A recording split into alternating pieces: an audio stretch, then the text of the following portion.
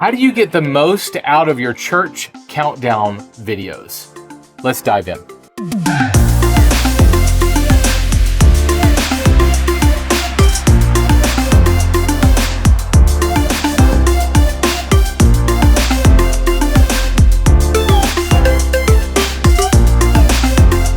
Hey ministry leader, welcome to Your Visuals Matter. We're all about helping you visually communicate the gospel through graphics and video. This week we're talking about countdown timer videos. This is a space where I think you can do more with. Now you can just show numbers on screen if you want to, and that's fine, that works. But you could also show countdowns that have some interactive elements to them. For example, you can show countdowns with trivia questions, quotes, and cultural content in them that allow your congregation to read some. And that content can kind of prime the pump of your sermon or message. You can also put videos in your countdown that might not fit or take up too much time in your worship service, like announcements or promotional videos, talking head videos from your pastor, like devotionals, or even announcements for an event coming up, all of those things. Your countdown is a great place for those. Plus, videos like a promo video for small group signups, for example, you can get more legs out of that video if you show it during your countdown as well. We tell churches and ministries all the time that use us for custom media that if you're going to spend the money on having us create a video for you, use that video everywhere you can. On social media, your website, inside your countdown video, everywhere you can. Get the most bang out of your buck. So think through how you might strategically use the countdown video to creatively communicate more than just numbers on screen. As a church leader, you've probably already realized that Easter is early this year, so now is the time to start planning. If you want to see more visitors at your church this Easter, I encourage you to download the free How to Get and Retain Visitors Easter Playbook from our partners at outreach.com. This short PDF offers a wealth of ideas and information about reaching your community, welcoming guests, and keeping them engaged with your church. You can download it today at outreach.com/playbook. That's outreach.com/playbook. Hey guys, this week I welcome my good friend Ben Stapley. Ben currently serves as the executive pastor at the Life Christian Church, leading staff and volunteers to execute the vision and mission of that church. The church is located in West Orange, New Jersey, and Ben and I talk through several creative ways that you can use countdown timer videos in your ministry.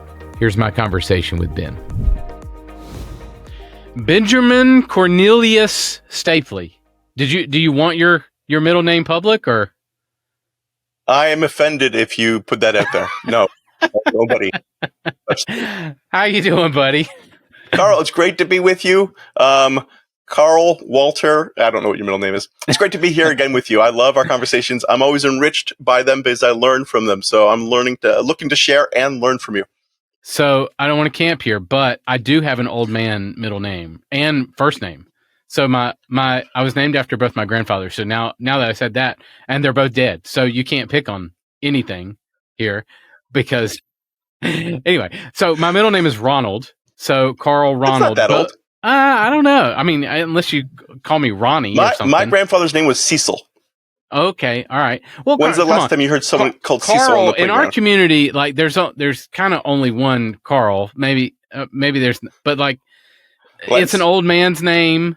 Or it's usually the old man, the fat guy, the nerd. Like those are the three that I get. So Ben, I can't pick on you, which is. So you told me the one grandfather's name. What was the other grandfather's name? I know Carl we are rabbit trailing.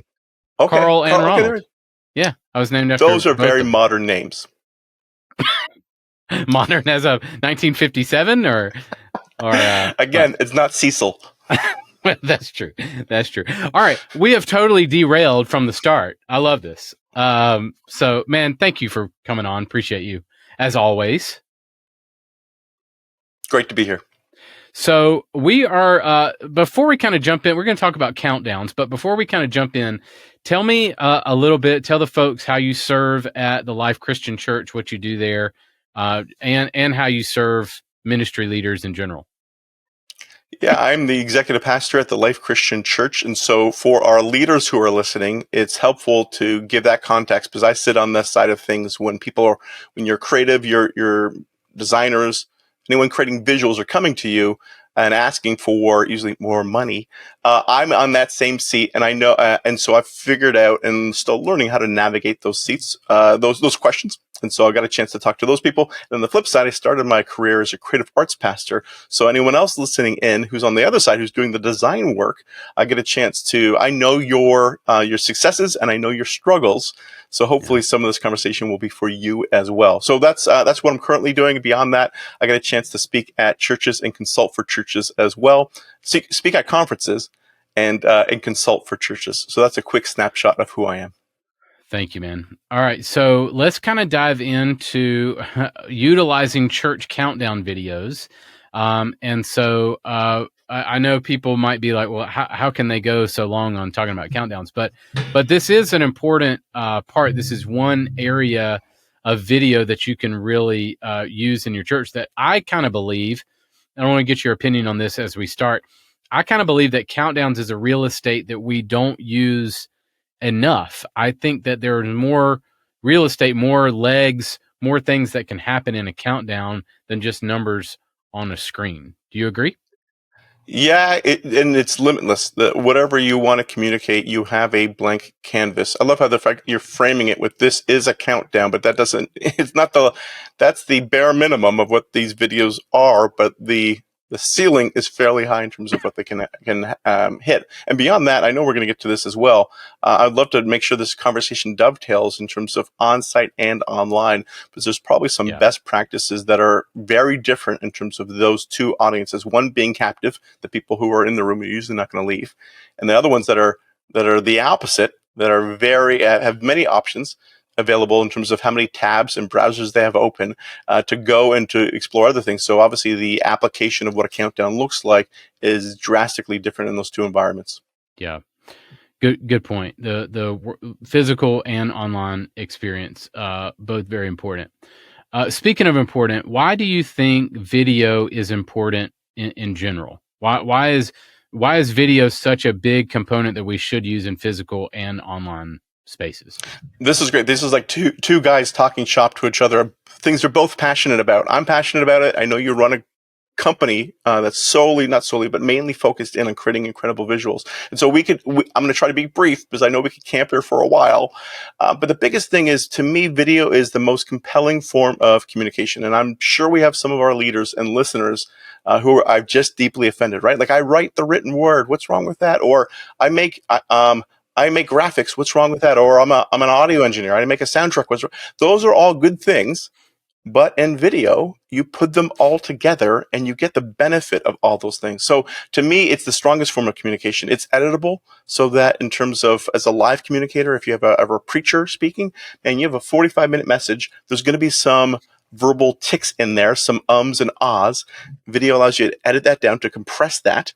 It gives you an emotional soundtrack, right? Why do preachers like to pull out the keys on the last point in the message? Because they know it adds a weight to what they're saying, and it gives a cue to. Videos have soundtracks. And then also the other really big benefit of videos in terms of its most impactful form of communication is it allows you to do a show and tell. So it's not just written word, but I'm able to showcase what's happening as well. So that's my quick soapbox to get on and saying video. Now, on the flip side, it is the most impactful form of communication, but it's also appropriately the most costly form of communication. So we can probably dip into that in terms of when to use it, when not to use it. But if you're not leveraging video, do it. But as a cautionary tale, you can't do it all the time, or you're going to blow your budget. So you need to choose those times and to use it smart. Good. You touched on this a little bit, but how are videos memorable? I'm a preacher as well. I got a chance to speak a number of times, and people have come back to me a decade afterwards, and they said, that was a powerful message. I still remember, and it's not my systematic outline. It's not my cleverly alliterated title. It's usually video or visual supports. When you were talking about such and such, and it was on, and I remember seeing on the screen, because 85% of us are visual learners. And so, and they remember that, which is then tied to my main point. So that visual is memorable. Whatever your video is going to be, people are going to remember that to a much greater degree than what you're saying. It's funny. I just did a talk at a conference, and I knew the crown jewel of what I was going to say was a video that I was referencing, and I was pulling it in, which is a little dismotivating, unmotivating. I don't know what right word is. I was lacking motivation because I realized the best part of my talk was going to be when I threw to a video and I came back and I responded to it. And of course, that's when the people were the most engaged. So, we all remember visuals. They're memorable. And beyond being memorable, even if they're not memorable, they have a shelf life. So that video can stay on your homepage. It can stay on your social media feed. People can come back to it as well. So even if their memory is foggy, we can come back to it. Yeah, I agree with that, with video and graphics, as well as visuals on stage, right? I remember that time that you drove the car on stage, or brought in a live animal, or, rappelled from the ceiling, which I have seen before, actually. I think we all saw it last Christmas. Was it a drummer boy? Yeah, it was. Yeah. All right. Also, too, and you talked about shelf life. I think that videos get a lot of airtime, too. You mentioned you can play it, which we encourage a lot, too, especially with custom clients. If you're going to spend the money to do a video well, get as much legs out of it as possible. Play it on your social, play it on your website, play it in your worship experience, play it again on your social, play it, get as much bang for your buck legs out of it as possible. So you want to talk about that, Annie, about how videos should get a lot of airtime?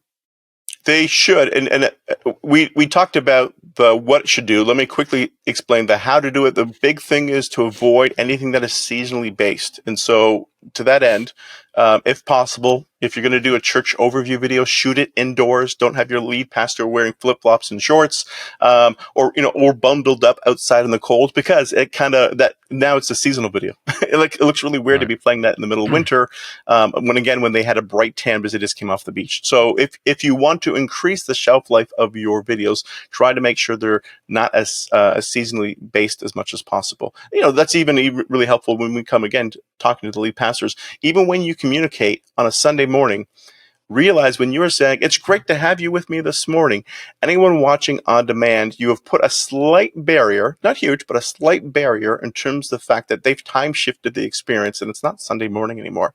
So remove any visual or verbal cues towards timeliness, and then you will increase that shelf life and increase the engagement when someone's watching it at midnight, because they're binging your content because it's just that good. Yeah. Yeah. Make it as evergreen as possible. Yeah. Okay. How do videos allow us to try before we buy, so to speak? Maybe get a taste before we come. It's funny. My wife and I are just in the midst of trying to buy a new car. We've seen the prices skyrocket over the past few years. So, we're selling an arm and a leg to be able to afford one. But as we're looking at them, we've read the consumer reports. We've done our written research. We're now, before we put down a huge chunk of change, we're now driving around the cars. Most big purchases, most big commitments will have some type of try before you buy. We all understand this. And so to the same degree, if someone's looking for a church home, this is going to be the spiritual house for my family over the next decade or whatever it might be. I'm not just coming and committing to you guys up front. I want to try you out before I buy, before I fully commit with you. And a lot of people, a majority of people now, are doing that through your online service, through that video experience. Before I come to your physical place, I want to do this here. It's funny. Whenever I meet a new person at our church, I always, how did you hear about us? And is this the first time you're experiencing us? And usually, how'd you hear about us? Online. It's social post, an ad, a Google review, whatever it is, they found us online. And then, is this your first time experiencing us? Oh no, I've been watching you guys online for a week, for a month, for a year. I finally tried enough. Now I'm willing to buy and actually come in person. That's not to besmirch or to lessen the value of online church. I'm a big fan and proponent of that. But what I'm saying is, if people are going to come, before they do, they want to see it before they show up to it. And I think as it relates to your website, people are more apt to watch a video than they are to maybe read tremendous amounts of text on your website. Do you find that to be true, that most people want to watch over read something? If I'm trying to find my phone right here. I don't know where it is, but if I were to pull up my phone and to show you the screen time, you get those little reports from, at least from my iPhone, gives me that, and it's always disheartening. With wow, how much time was I on my screen? You spent 9 hours a day last week. And if there was the analog version of that, like, this is the report of how many pages you've read, it would not be anywhere close. 0.002%. Yeah. Yes. I have a stack of books on my bedside table to read before I go to bed. The sad thing is, it's pretty much been the same stack for the past year because of how slowly it is easier to receive information via video. It's passive. I'm receiving it. I'm not doing the hard work of mentally engaging with it. The information is given to me. It's given to me in multiple forms, audio and video. It's being beamed at to me instead of me like looking and trying to pull the meaning from the text. So yeah, we all want that, right? And so when you're coming back to your website, coming into your services, or any form of your communication, if you're communicating in service or on the website, think through how to utilize video on those platforms, because people are inherently lazy. We all choose the path of least resistance. And if we have a chance to read an article or watch a video on the same topic, generally speaking, 9 times out of 10, we're going to watch the video, leverage that. Now, there are appropriate times. Your statement of faith, right? I probably want to read your statement of faith instead of watching a video of nature or whatever it might be. There are appropriate times where, no, the best form of communication right now is the written word, especially when the concepts are complicated. But generally speaking, we can do more to leverage video on our platforms. Do you find with video that people maybe get a sense of who we are really, like our transparency, authenticity? Meaning, are people usually skeptics when it comes to, I'm not going to go to that church. They're going to ask me to do X, Y, Z, or they only want my money or something like that. Do you find that people will engage with your video content to kind of see who you really are before kind of speaking to that taste before they, drive before they commit? Yeah, I think, the old adage is right. Like, on social media, people are oftentimes, you're evaluating your worst day against someone's best day, because it's very easy on social media with a photo to take a picture of you at the beach and be like, this is awesome.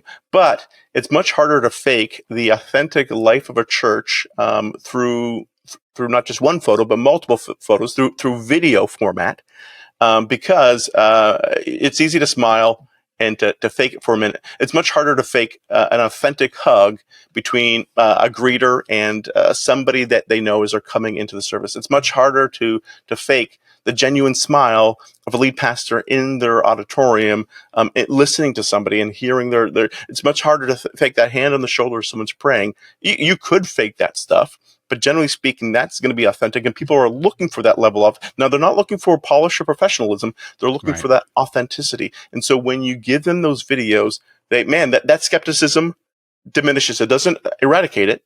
They're going to want to go through a season with you, especially if they're far from Christ, to help walk them towards Christ. But you diminish that. And let's call it out as well. What are churches known for, right? So churches, probably, first of all, you guys are a bunch of hucksters. You're looking to shake me down for money. So the fact that you can show how the money not just comes in the door, but goes out your door through compassion, whatever that looks like, the soup kitchen, helping the local food pantry, whatever it might be. When you show that stuff, again, that skepticism goes down. So I'm sure we all have like generic skepticism. Think through what your local context might be particularly skeptical about in your environments, and then diminish that. One of the things as well, as we've seen, just call it out, some moral failure from prominent church leaders over the past 5 years. Let's just go back, right? This is forever, right? This is nothing new. In your video, if you can, I'm talking to lead pastors, if you can not downplay, if you can put yourself on an appropriate level of leadership, so that people don't see that it's not all about you, that there's other leaders in this church, and those leaders inherently hold you to some degree of accountability. Well, that skepticism that this is just a show for you and you just want me to come, you're a narcissist and you just want a room full of people listening to you for the next 60 minutes, you can address that. And those skeptics who are coming in with that mindset by having yourself in a shot one or two times, not 21 times during the video, you can address that skepticism through videos. All right, so I'm glad that we kind of covered this because it kind of sets a base for why video is important. Now let's get into some specifics on countdowns. So let's just ask the question, why should a church consider using countdown videos? I know some that do, some that don't. It's not really a thing at the church that I attend now. They just kind of go right into the first worship set. So make a case here. Why should I use countdown videos? Yeah, I'll come back to that first point that it works on both platforms. If you do have even if you don't have an online church, but you have a streamed experience, that countdown works for that. Obviously, it works for on-site as well. So it's good there. It works for both platforms. It's good for the church because it gives you a chance to communicate some additional things, even if it's your slides that you're going to use later on during your announcement package or your hosting package. You get to put them in up front and help people see it again. Usually most of us don't take an action step based upon an advertisement until we've seen it 7 times. So it gives you another point in which you're putting that in front of a person's face. It's good for the church. It's good for the guest. As they're coming in, let's be honest, most of us aren't raging extroverts. So if you're just sitting there and it's just a countdown going on and we're just all awkwardly sitting beside each other, if you put on additional visuals, then people can feel comfortable that I'm just engaging the screen and I'm not engaged. It really, for someone who's introverted, I'd say I'm in the middle, but I have some friends of mine who are like, I don't want to go to church because I know, or actually I'll wait till 10 minutes in where after they do that crazy meet and greet thing. And for some people, that social anxiety is high. And when you give them something to engage with, it's a gift to them. They get a chance to engage that and they don't feel forced. They can still choose to. They don't feel forced to engage with somebody else. So those are some other things. And then the other thing too is it's scalable. We have some people probably listening where, hey, we have 5 campuses and we have a $5 million budget or $15 million budget, and you can scale up what that video looks like. And maybe you're making a new one every quarter or every month because you have the budget to do that. Or we have some people listening in. It's a 500 church or 150 person church. That video can be scaled down to your budget and to your staff size so that it doesn't feel unbearable. So that's the really nice thing too. It's a medium and it's a communication piece that anyone can engage in, regardless of how small or how large their church is.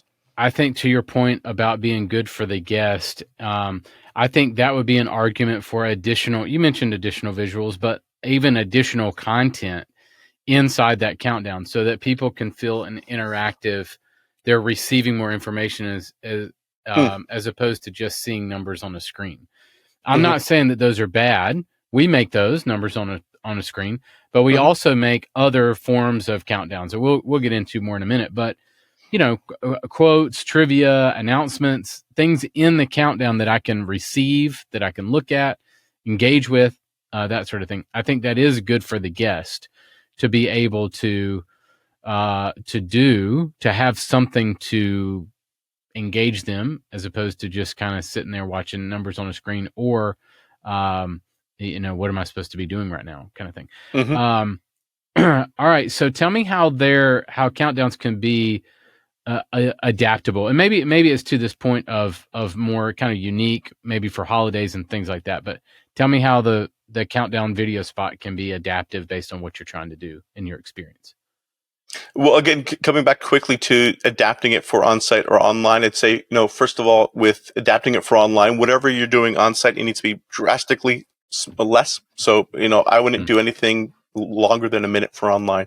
People are going there. You see, okay, I'm at 30 seconds. I'll wait before the rest of the experience comes in. But any longer than that, I'm going to jump to another tab, and the likelihood is I'm not going to come back.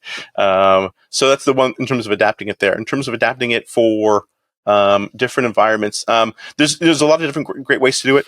I'm sure you'll get to some of them, but I like to, if for seasonal, to do some type of trivia that plays into that.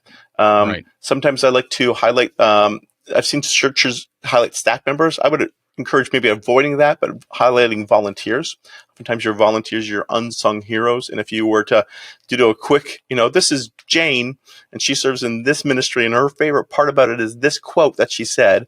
That, like, to put that together is fairly easy. It elevates your volunteers, thanks your volunteers, it models the type of engagement that you want. And then to be honest and to be frank, your ministries that are maybe lagging in terms of the participation, you highlight those and highlight those volunteers to gain greater participation. So that's a great way to do it as well. Sometimes you've seen preachers do it where it's like, hey, I would have loved to preach a 6-point message this Sunday, but that's way too long. I only got 5 points, but here's the 6th point I was going to get to if I couldn't. So I've seen preachers get into that in terms of content that they would have otherwise not been able to get to as well. And then the other thing, I think you have to exercise some wisdom here, but I've seen where churches will post prayer requests. For our church, we have a prayer wall on our website, so people can go and they can post their prayers publicly, and they know this is not just to their best friend or their small group or their church body. This is for anybody. It's on the World Wide Web. Anybody can see this bad boy. And so people write accordingly in relationship to that. But we've taken some of those, and we said that we would love for more people to pray. We put those on the screens as well. So I guess my challenge here to answer this question quickly after speaking a while is think about how to utilize, coming back, how to utilize countdowns that's good not just for the church with more announcement slides, but what's actually good for your guest and what brings vitality and life. We've done it where we've highlighted local businesses. These are some businesses that we have a relationship in the area. We support them. If you're looking to get lunch, we encourage you to go to so-and-so's. So that's not only a blessing for your guest in your congregation, but your community at large. You can use it as a chance to bless your community at large. So think through not just your needs, but everyone else's needs. Yeah, I agree. It's a blank canvas that you can put things in. And I think a lot of times in the announcement spot in your worship experience, every ministry wants to get in that announcement spot. But the reality is if you mention 10 things, nobody's going to remember any of them. And so to keep that announcement spot tight in your service makes more sense. Okay, well, where do we put the other announcements that are, I don't want to say less important, but maybe don't fit in that stage time? The countdown would be a great spot to have, your kids pastor talk about the kids area, or your missions pastor, or your another pastor on staff talk about a mission trip or a global missions, local missions, or your men's ministry pastor or women's ministry pastor talk about that area of ministry within your church. That if it's in the host spot in your service, it doesn't necessarily appeal to everybody and doesn't need to be announced to everybody. But the countdown is something that you can kind of play with that has more leniency in that regard, I would say. You can play some of that stuff in there. Would you agree with that? Yeah, and we probably have some of our communication directors listening in as well, where oftentimes people come and unless the pastor preaches about it during Sunday, that's the only silver bullet and nothing else will move the needle. And a lot of churches will formulate their the responses to communication requests in terms of packages, right? We have gold, silver, and bronze package. And if the request is at this level in terms of this many people, it's going to get all these different avenues. And if it's at a lower level, it's going to get different avenues. One of the things you could add to that is the countdown video. So we're not going to announce it to the whole congregation up front, but it could be, and this is helpful to do, to be honest. Oftentimes a lot of your, especially if it's volunteer leaders who want their thing to move forward, putting that in the pre-service slideshow and the countdown video, is it going to drastically move the needle? No, it's not. And I would be upfront with them. It's not, but we believe in you. We see value in what you're doing. We want to support you. We're not going to support you in the way that you want it for everyone to hear, but we support you. This is one small, and so it honors that volunteer. It makes them feel invigorated. They're going to be more likely to tap someone's shoulder. Hey, did you see that slide at the beginning? No, I didn't. Well, let me tell you about it. And so if nothing else, even if it doesn't move the communication needle, it moves the honor culture and the celebration culture in your environment, which is equally important, if not more so. So to me, it's a place to give honor and recognition where you wouldn't necessarily be able to do it in some other your larger communication venues. What about, you mentioned shelf life earlier. How long is the shelf life for a countdown? And this might depend on if it's Mm. more of a ready-made piece, which we're kind of talking about is how to use pre-made or ready-made countdown videos, or custom. If it's a custom thing, you put announcements and stuff in. It might depend on that, but how long can I use a particular countdown? Does it have more life than maybe a sermon bumper or something like that? Yeah, if it's ready-made, oftentimes those are usually generic enough that you can be longer on that. So we can go for a month, 3 months, maybe even half a year. To me, like anything more than half a year is going to feel a little dated. Mm-hmm. Where I would encourage people that once you start moving towards footage, like maybe it's a countdown video and it's slides or something, and the last 30 seconds goes to an overview video. I've seen those. I actually enjoy those. Sometimes it's a little bit, especially if your worship music is really, kind of hype and it goes up. Mm-hmm. You can kind of bring up the volume and bring up the music type and then bring up the editing of the video so that it feels energetic. So when the band comes on and says, let's stand and worship, you've kind of primed the pump a little bit. If you're going to use one of those videos, I would encourage you that you might need to recycle that a little more, maybe once a quarter, once every 2 months. First of all, you're going to see the same volunteers doing the same thing every time, and then sometimes those volunteers cycle in and out, and it feels really odd if you're using the same video of footage of people person from hasn't church. gone to our church in 8 months. They're 3 an years. apostate now. Yeah, so just be careful of that if you're going to use footage. It's going to be, and I would encourage middle or larger churches who have the budget towards this to do that. The other thing too, we talked about up front, like what are all the pros? The only con with countdown videos is over investing. I've been a part of it too. Like we had this awesome Christmas idea and we couldn't fit it into the service, so let's do it during the countdown. But then we invested the videographer 20 hours of their work week to do it, and it's like the amount of people who saw that's not worth it. So as we're hyping people up to use these videos, which is important. Just don't over invest yourselves in terms of realizing how many eyeballs are in the room and invest accordingly. Right. Okay, what is the perfect length for a countdown? If you have nothing else going on site, longer is better than shorter. For a reason, a lot of people who show up early, okay, I came here, how much longer is it until this thing is happening? That's a helpful reminder. So if you have people milling about in your lobby, if they come into your auditorium and you open the doors 15 minutes in advance, to me, there's no harm, no foul to put that 15-minute countdown on. Now, if you can supplement it with more additional support as it goes on, it's going to make it engaging as it goes. But I don't think if there's nothing else, and that this is just a cue for when the service is going to happen. And do I still have time to hit the restroom, or can I come up and say hello to that neighbor? There is a benefit for putting it there longer. Again, we said it already, but it's helpful to reiterate. Online, that 15 minutes goes down to 15 seconds. It goes down dramatically for what's online. The one thing I would say that beyond the duration of the video of what's happening, especially if you're using slides, if you're using pre-made, this doesn't really apply as much. But if you're deciding to do in-house with pre-service slideshow, and I think there's examples I can share with you later on, Carl, in terms of what we do on site.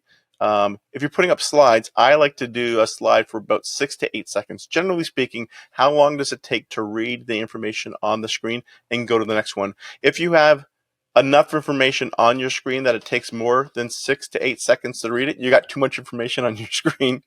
But generally speaking, people want to consume it, and then at a natural rate, not too fast, but not too slow, go into the next one. If it's too slow, if you got a slide up there for 15, 20, 30 seconds, then people are like, oh, this is boring. I'm not going to look at any of these because I'm just waiting too long. So a natural pacing on that is also, I think, really vital to make sure it's engaging content if you're going with slide content. So we mentioned these ideas earlier, but I want to give folks a list of just kind of a straight list of ideas that they can put in their countdown. Now, on our site, you can find them in other places too, pre-made countdowns with some of these things included. Obviously, if it's of your people, that's not going to be pre-made. You're going to have to do that custom. But let me hit on, and Ben, I'd love for you to add to this a little bit if you want, but just kind of hit on some, just a list here. So recap of last week's message. We mentioned some of this. Photos from a recent event, prayer request, local restaurant recommendations, Q&A with a volunteer, recent social media. So if that's like a high school thing, or, some type of local event, trivia, quotes, cultural content. You can put your own church's announcement, talking head pieces from your pastor, like you talked about, with like a 6-point to your message. You can also drop promo videos. And I've seen this a lot, where you might do a promo video for a men's conference or a youth camp or something like that you might play once inside your worship experience.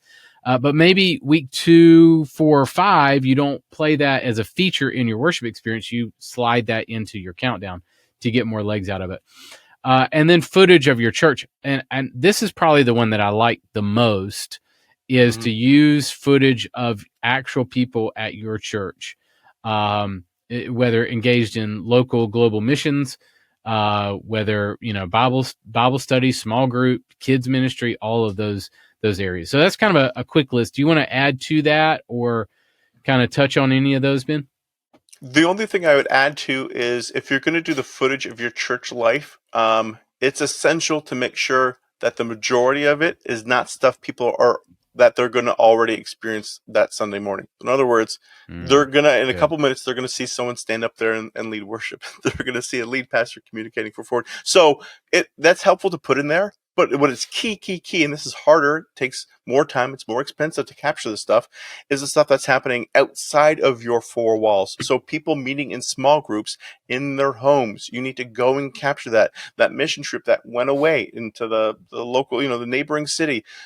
Your involvement in that food pantry in your city, whatever those things are outside your walls, people see what's happening inside your walls. Make sure that the majority, if you can, the content is already, what's the stuff that they don't see. Because if not, that stuff is hidden. People don't participate in it. And then also their perspective of church is, oh, it's a building. It's happening. Right. It's what happens here, instead of we're equipped to go there. And that's also a large part of our aspect as a church. I think that's a good point. I think people might be thinking too, that sounds like a lot of work. I don't know how to do that. I don't know how to, this can be pretty simple at your church, meaning if you were to shoot iPhone video or hire a photographer or a videographer, but if you splice together quickly some footage in even a free editor, you can put that in your presentation software as a background, just like you would put a motion background back there. So you can run for 5-10 minutes if you needed it to. So if you had a 5-minute cut of footage that you put as the background in your presentation software, and then using ProPresenter or whatever your presentation software is, you can put the countdown numbers on top of that background. So you're using the footage as a background with the countdown numbers as a foreground. It's really not as difficult as it might seem. Now, if you need a church visuals or a team to come behind you and really beef that up, we can do that, or you can come to us for a ready-made piece. But I want people to know that it's not as far as reach as it might appear. Have you had experience with that, Ben? Yeah, and beyond that, I think you could also leverage photos as well. Yes. You're probably familiar. Maybe not everyone is, but there's the Ken Burns effect. Ken Burns is a famous, videographer, storyteller, documentarian. Really, is what he does. And so he's famous for going back and talking about the baseball or the national parks or jazz, and he'll go back and use archival footage, archival photos, and he really popularized bringing it to life with a simple. The very simple edit, taking that still photo, and as he's talking about it or someone's narrating about it, they slowly push into a subject matter, or it's a push or a pull. It starts in tight and it pulls back to reveal. And a lot of these softwares now, they have actually it's called the Ken Burns effect, where you throw all your photos in there. And you just say, give me this effect and time it out for 10 seconds per slide. And it brings a lot of life. Not as much life as video, but a lot of life, a lot more life than a still photo. And so, again, coming back to, we weren't able to send a videographer on our mission trip. Not a worry. I'm sure a bunch of the teens grabbed photos with their cell phones. Get those. throw it into Yep. a rudimentary photo editor, slap on that Ken Burns effect, and you have a slideshow that's great content for a countdown video behind that countdown for the next couple of months. So again, like you're saying, it doesn't have to be as high. You can scale this concept high or low based upon the level of investment you want to make as a church. Does my countdown need to be series branded? I think we just proved our point that it doesn't, but yeah, and I would say I would encourage not to be the one. It's just that's a hard, especially if a lot of churches will do a 4 or 5 week, 6 week countdown. If you do that, it can be a bit of a treadmill to keep up with that. I've seen some churches 2 or 3 week series. Wow, that can be. I don't think it has to, and in fact, I would say maybe opt not to. The one thing from a stylistic standpoint, I would encourage you to try to make sure that the style of the countdown matches the style of your church. mm-hmm. And what I mean by that is if you are a liturgical church, then don't get like something with graphics going all over the place and being crazy and a lot of hype music and a quick BPM in terms of the beat and a low rocking bass beat to it. That's because when you go from that to your service, it's a record scratch. People are like, what is going on? What I just saw is not what I'm about to experience, and vice versa. If your service is high energy and up tempo, then try to make sure that the video comes. So from a stylistic standpoint, just make sure what they're seeing before the service is going to stylistically match what they're going to see and feel in the service. So speaking of which, when I think of Ben Stapley, I think of a higher BPM. I think high energy. I think, life is happy, life is big, life is energetic. It is. Yeah. Okay.